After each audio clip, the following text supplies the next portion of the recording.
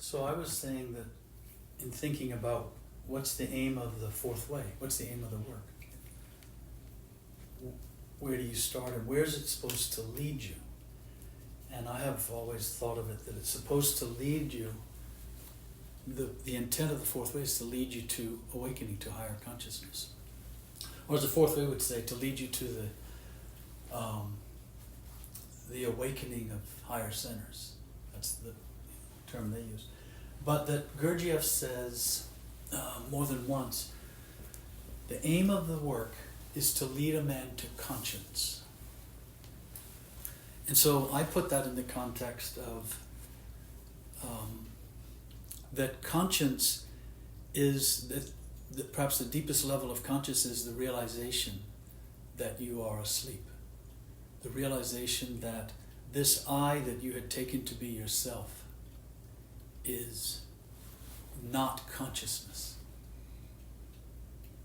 And in this respect, it is an aspect of consciousness itself, that consciousness and conscience are not separate phenomena.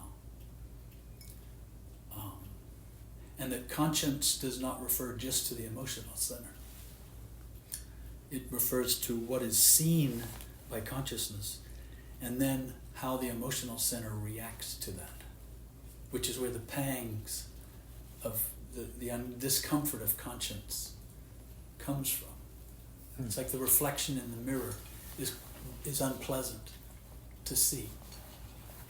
So according to this, the aim of the fourth way work is to realize that we are asleep? Yes, that's what I believe he's saying.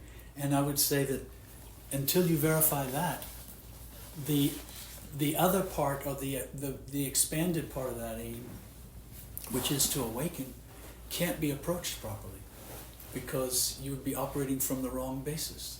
And that would be essentially our sense of I trying to awaken, trying to become conscious, which is that's not what it is. In my experience, that's not what it is. That's not what it's about. So that's why I presented it that way. But what about you? So how have you understood conscience?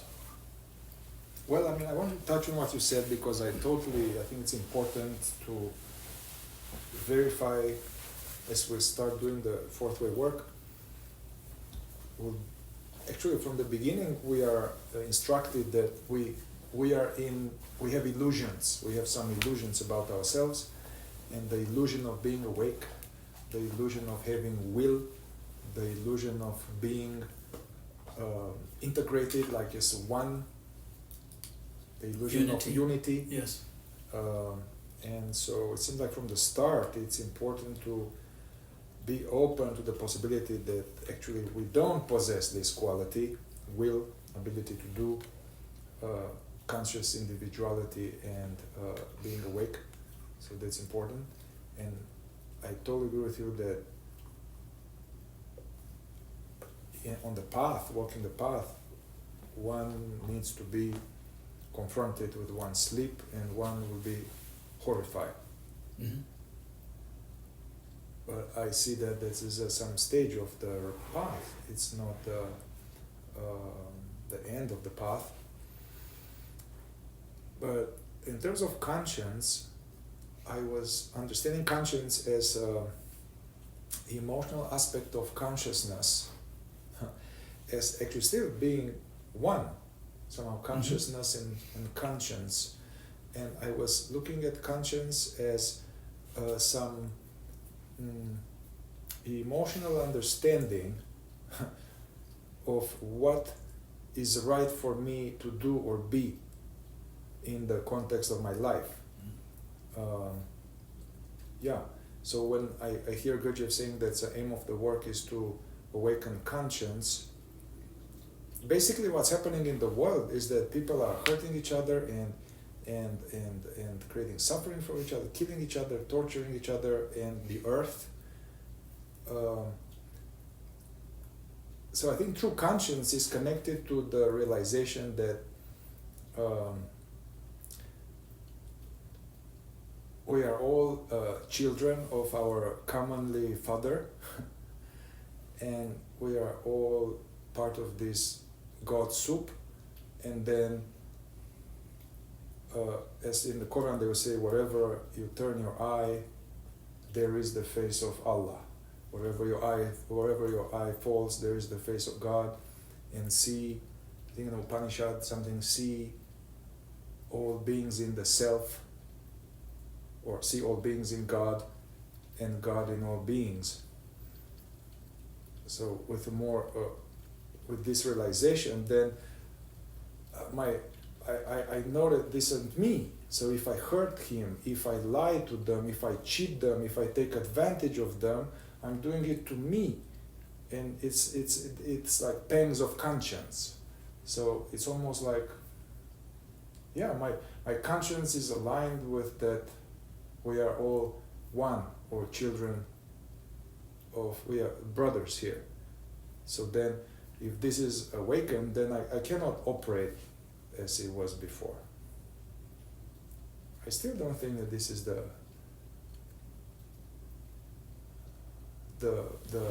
final product. Oh, no, do I. That's why I said I was surprised actually to re-encounter him saying that, but I understood it then and understand it now. It is like the first peak of the mountain range, first significant peak, and that it relates to something else which Uspensky talked about, which is if there's not a proper division established in yourself between I and Uspensky, it's not what Uspensky likes, it's not what Uspensky's trying to do. This realize, and he's speaking about what the fourth way would call real I, or at least an observing I, a more impartial, less identified part of ourselves that is seeing the rest and seeing all of it, what we would consider the good and the bad, what we like and what we dislike, and reaching that peak of recognizing that. Because you could also say conscience is the emotional recognition of truth. In the moment you can know if someone's lying to you. You can know if you're being calmed. You can know if you're hesitant to make that decision, you're hesitant to do that thing, you kind of know. And Socrates would define it as his voice of conscience, he called it, never told him what to do. It always told him what not to do. He would be on the verge of doing something or saying something, and this little sort of voice said, no, that's not right. That's not emotional truth for you. Don't do that. So I don't think we're saying different things. Do you? Let's see. I mean, I also look at conscience as the needle of the inner compass in relation to other people, or in relation to relations. And what about in relation to awakening?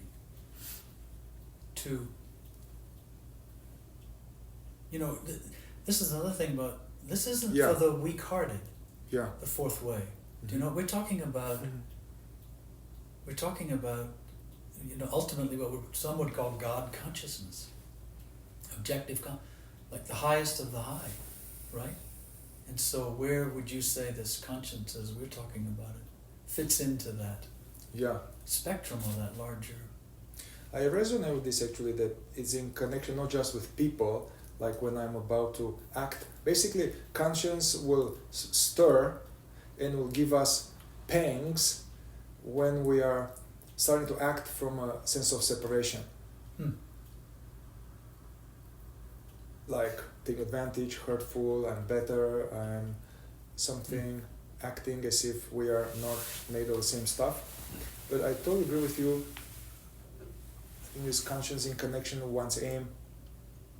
So if I start engaging in certain behaviors, activities, or getting off track, I think if conscience will like, hey, dude, what are you doing?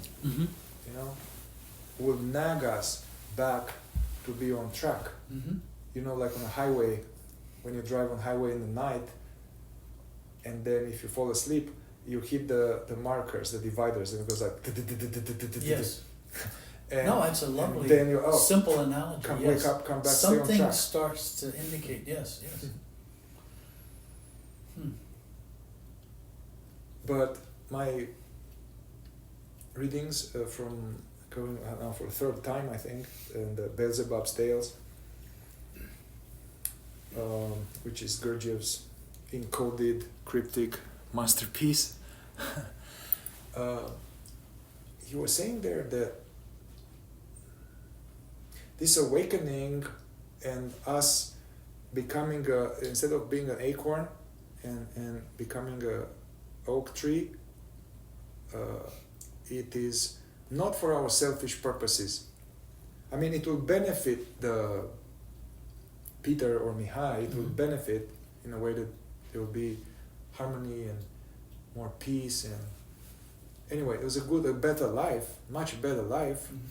But Gurdjieff was saying that all of this is to now be capable to help our commonly Father. Well, and we've talked about this a little bit, and that's why we're having these conversations. Is for that we want to align ourselves with that more consciously, more intentionally, more purposefully. And you're right that, in the beginning, I think it's safe to say for most people, it's a personal thing. I want, maybe I'm not happy with my life, or I'm suffering, or I'm really drawn to this idea of higher consciousness. It resonates with me. I just know it's true. As I think it was your experience and mine, and many people when they first read the books by Ouspensky, and they were saying these things. And in those days, Zen and Buddhism and non-duality and Advaita, all these things, they weren't as prevalent in the literature back in the 70s, 80s, 90s. They were starting to be, but and so a lot of people encountered this. So they were attracted to this higher. And then it's, okay, so now, Mihai, we have this knowledge. We have a very good mastery of this knowledge. We understand its value in terms of trying to be more conscious, understanding what it means to be asleep, to be psychologically asleep. And so, okay, now how can we be of service? How can we be of benefit? As opposed to, okay, now I'm just going to settle into my life and try to be more awake more often. No harm there, but there's more. And I was thinking this on my drive over here. I know it's possible to be more awake, not like in degrees. It's possible to be more awake more often. And then after that, it's possible to be even more awake and even more often. Because even though we can understand all of this, it doesn't mean we're there. We're at a certain peak. But so what does that mean? And to me, it's directly connected to what we're talking about. Being of service in some fashion. And that's why I started writing books. It wasn't to toot my own horn. It was the feeling, how can I now, I've left this school, and it seemed to me that the idea of serving in a higher way that we're talking about, at least outside of the school, didn't exist. And I felt that it was important, and so so that's why I started writing. But again, it seems like there's more. And I don't know I really have no idea what form that might take. We're talking now, we're having videos, we're doing this, we're getting some encouraging responses and feedback. It's resonating with people. Not everyone, but it's resonating. And so we're sort of knocking on the door of His Reverence. I'm punning, that's what His High Reverence, I think. Isn't that what Beelzebub is called? His endlessness? No, that's the absolute. Yeah, there's the absolute God. His endlessness, yes, that's beautiful, His endlessness. But His High Reverence, your High Reverence, I think, is how people address Beelzebub. But anyway. Well, I remember that at some point after I left the school, can I finish one thought yes. that came back to me real quick, which is about this idea, it is possible to be more awake more often. This is powerful to me. And so I just want to reiterate that it's connected also with helping or being of assistance to others who want to do the same. Start on that road or pick up from where they were on that road and keep going. Mm-hmm. That's what I see happens. It's easy to go along, even reach a nice view. You know, you were driving along the road, it says viewing Mm-hmm. point, you can pull off. Scenic. A scenic view, yeah, and you can do that in this work too. You can pull off at a scenic view and stay there and camp there. And you can go back down the hill and then you just always come back to that point. But you never necessarily keep. So what does it mean to keep going? Where do you go? And this is where we're really heading into uncharted territory. It's not easy, and can be bewildering even. Yes. This reminds me of Ouspensky said this, like something like you must move. You must move from the place where you are. Yes, and You I was keep thinking about this moving. in relation to effort. You know, this idea that in the non-dual teachings, a lot of them say, no, you don't. Effort. It's not about effort. It's effortless. Awareness, presence is effortless, which is true. However, I was thinking, driving it over here, as long as we're in a body and in a mind, as long as we're inhabiting four centers, as the fourth way says, there's going to be resistance. There's going to be momentums. There's going to be diversions and distractions. There's going to be all sorts of things calling to consciousness, saying in its own way, please identify with me. Mm-hmm. Please give me identity. And that's going to continue till the last moment, I'm sure. And sometimes it accelerates. Sometimes there's greater pull, greater lure from the lower centers, from the body and from the mind. Yes, this is tricky waters. And I would say that it gets more and more clear and more simple, and at the same time more and more, what's a good word?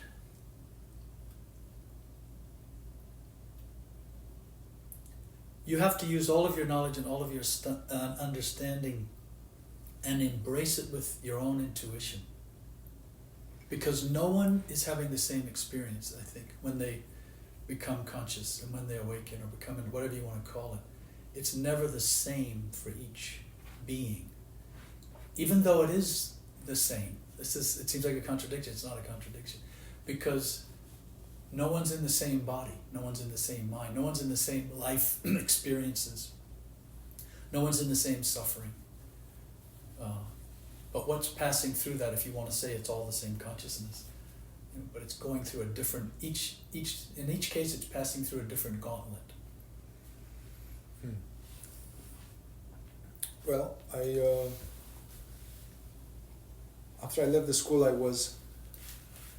encountered I did some St. Francis or something like that, and I was starting to work in mental health with kids. They were very... You mean Francis of Assisi? Yeah. Yeah. And I encountered this prayer which touched me. I was never into prayer. But this thing like God, something like make me an instrument of, basically be an instrument of God. So there's the same thing, like to be conscious enough in order to be able to be helpful to our commonly father or mother. I don't want to be patriarchal, because it's not male. God is not male. So another simple way to help me, strengthen me, or make me wise, or to be able to assist in God's work, to be an instrument of God's peace, be an instrument of God's love. Anyway, so I would go to work because it was an edgy place there, and somehow that was giving me some, also I remember Rodney Collin, a prominent fourth way teacher. I read somewhere that he was saying that if anybody becomes overall more conscious, sooner or later they are going to be involved in some way of assisting others in some way, or assisting something, helping. There's in some way or another, and we were both studying David Hawkins, and he outlines, like, some people, they have a certain level of consciousness, and they decide to teach, to share this. And some other people, they decide to go to Africa and build some schools for people, or to drill fountains so there's water, or to protect the abused women. And some people, they are just in a cave by themselves, and but they are very high level of being, so just their very presence, it nourishes the whole body of humanity and balances the extreme negativity and the sense of separation. So even he will go so much, David Hawkins, to say that just the existence of such people blocks for some president to press the atomic button in some mysterious way. In fact, I've just been rereading one of his books. I think it's one of his later books, and it's called Letting Go. The last book, yeah. The Way of Surrender, or something like this. It's kind of like this. And what it's on the one hand saying, please make me an instrument, render me just a good instrument. Yeah. I realize I don't really have anything without that. That nothing would ever match that. For my life to become, and my person to become an instrument, nothing could ever match that. So, and I long for that kind of thing. And then the opposite, it is just yielding completely, which comes to the same thing. Surrendering to your life, to your fate, you could say, to your suffering, and embracing it all consciously, without imposing false intention on it. Because we can imagine, well, I'd like to help them. Yeah. But no, and then again it comes back to be of service in what way, and be in service to what, to whom and to what. I could be of service to the underprivileged children in a third world country. Yes, that'd be lovely. I could also be of service to someone who is genuinely interested in transcending themselves, going through self-transformation, conscious self-transformation. Both are valuable, but just to know, to understand. What I could go just teach. I know a lady, a neighbor of mine, she teaches young kindergarten children who have severe learning disabilities. And she's just doing she's being of wonderful service, and you can tell it in her, and you can see it in her, but I see her too, she comes home and it's difficult. Every day she goes and she's with these kids, but she's being of service, and that's beautiful. And it's she doesn't have much identity. She's just this sweet essence person. It's beautiful. I think this is the type of service. I think this, as one becomes more conscious, and if one doesn't have some distortions in the teaching paths one has followed, there's one's destiny. It's not like, oh, what shall I do? How shall I serve? Yes. It just comes, and some have a certain configuration, and maybe from past life or whatever, there's configuration to be a teacher. Some is just wants to be an emanator of love. And some, David Hawkins was saying, like, you go to a cashier and everybody's mechanical and not acknowledging the cashier, and to be like, to see the cashier, to see the being, to see the presence, the divine underneath the cashier, and to smile, or to say hello genuinely. And he was saying that he would sometimes do this to cashiers, and the cashiers will be shocked because nobody was looking at them, nobody was noticing them. So I think it depends on we don't have a choice. Yes, we can't control that. Yeah. No. But it's so. Also, if I can say something here, this in the fourth way, this idea that there's the earth, part of this ray of creation, and there's organic life on earth, with all the animals and plants and humans. And then within this organic life, there's the humans, like the body of humanity. I like this. So like humanity not as like millions and billions of people, but as one body. Like all humans that ever existed from one angle is one human. I once saw that, like how my father and my grandfather and all of this, for me it seems like 70 years past, but from a bigger scale. You're talking about like the long body of the long humanity. body of my ancestors, Yes. and like me and my dad and my future kid and everybody is just one man updating itself. Anyway, so body of humanity, and as we can see, humanity overall is asleep.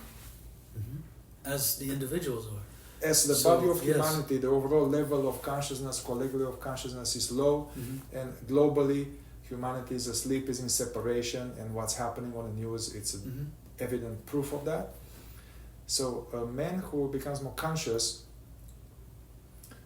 becomes like a white cell in the blood. White cell, if I'm Yes. not mistaken, is that like some type of cell which is helping to bring balance, to restore, to heal.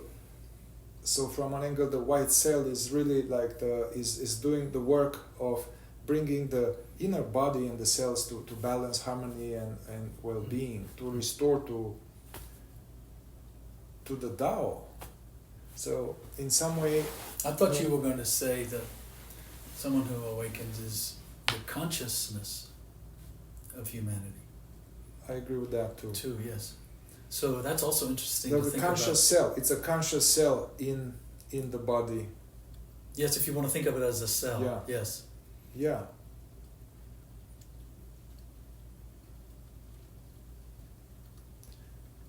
You know, I became a psychotherapist.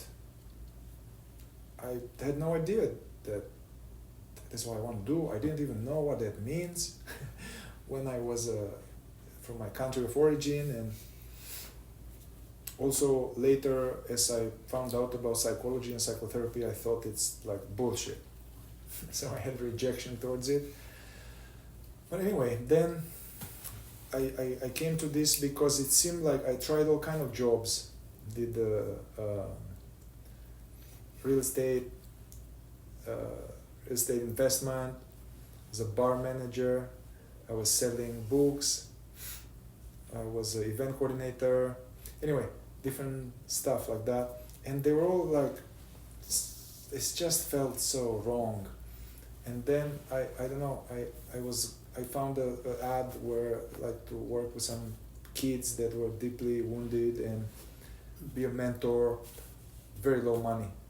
And it was actually dangerous because I actually got punched a few times and beat a few times. But anyway, I went there and I just loved it. It just felt so right. I was like, oh my God, it's so much better. It's just, at the end of the day, I will feel so fulfilled and like intense it was good. And then as I was there, I saw there were these people who were called therapists, psychotherapists. I was like, this is interesting. And it took me a few years to figure out that, that might be the best use of Mihai here. So some kind of job that is aligned, to align money, job, career with my alignment, my heart, But, initially, I wasn't doing it because I wasn't aware I was compassionate or I wanted to help others. I was actually still pretty selfish and self-absorbed, but I was deeply interested in the inner workings of the mind and of the heart, and I was deeply interested in the process of inner work and awakening. So I saw psychotherapy as a way to assist other people in the process of inner work.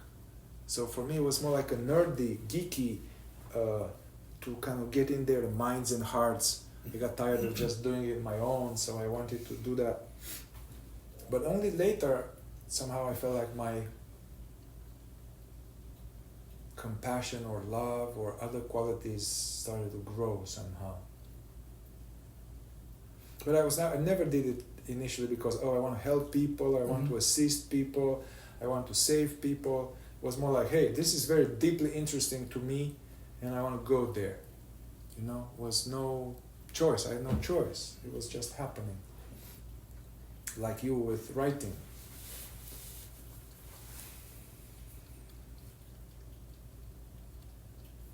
Yes, I mean, I can say kind of similar. It was like I didn't have a choice. But I did it for several reasons, and I did it for two main reasons, I think I can say. Apart from the fact that it was kind of inevitable, because I've always been writing, but I know the value as soon as you try to explain something you understand to somebody else, automatically are revealed the gaps in your understanding, and also new intuition pointing to new directions in that same understanding or beyond. Mm-hmm. So it's sort of like it's a ladder that climbs itself in a strange way, that by explaining things, it can be anything. It can be, if you know how to paint, you teach someone how to paint, you will discover new things about painting for yourself, yes? And to me this has always been true with the fourth way and the system and the idea of teaching in order to further expand and deepen one's own understanding. At the same time, it's a value to other people, but it's a value to you as well. And so it was, my writings came from that. And then, in addition, what we've been talking about earlier, about